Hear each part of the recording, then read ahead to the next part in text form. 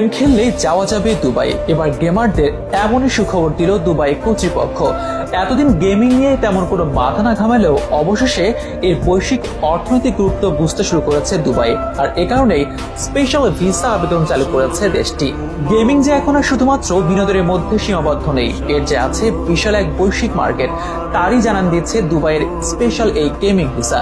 শুধুমাত্র গেমার নয়, সুযোগ থাকছে কন্টেন্ট ক্রিয়েটরদেরও। ইতিমধ্যেই নেট দুনিয়ায় আলোড়ন ফেলে দিয়েছে এই খবর। উন্মাদনা কাজ করছে দেশি গেমার ও কন্টেন্ট ক্রিয়েটরদের মধ্যেও। অনেকের মনে প্রশ্ন, কিভাবে করা যাবে এই ভিসার আবেদন, কারা কারা পাবেন স্পেশাল এই ভিসা, কি কি সুযোগ সুবিধা থাকছে এতে, এসবের বিস্তারিত নিয়ে থাকছে এখনকার বিশেষ আয়োজন।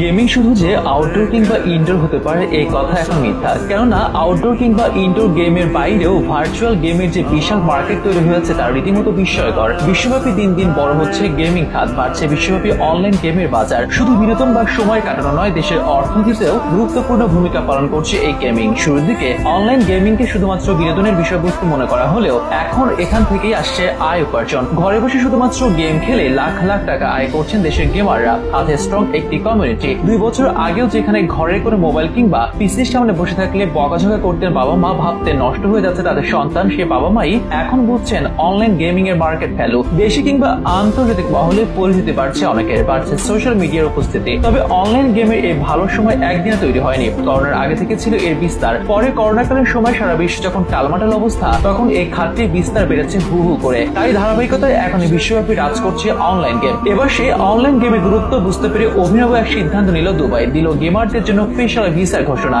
সম্প্রতি দুবাইয়ের একটি যুগান্তকারী গেমিং ভিসা উদ্যোগ চালু করেছে, যা এই শহরে গেমারদের আসতে আরো আগ্রহী করে তুলবে। সেই সাথে এটি পরিণত হবে গেমিং হাবে, যেখানে মিলন মেলা হবে সারা বিশ্বের গেমারদের। এমনই পরিকল্পনা দুবাই কর্তৃপক্ষের। এর মাধ্যমে এই খাতে বিখ্যাত কোম্পানি এবং একাডেমিক প্রতিষ্ঠানের সাথে সহযোগিতা বাড়াতে চায় তারা, যার মাধ্যমে এই শহর আর গেমিং মার্কেট দুটোরই প্রবৃদ্ধি বাড়বে বলে মত বিশ্লেষকদের। তবে শুধুমাত্র গেমারদের জন্য নয়, এটি ভিসা কন্টেন্ট ক্রিয়েটর আর সোশ্যাল মিডিয়া ইনফ্লুয়েন্সারদেরকেও দেওয়ার কথা জানিয়েছে দুবাই কর্তৃপক্ষ।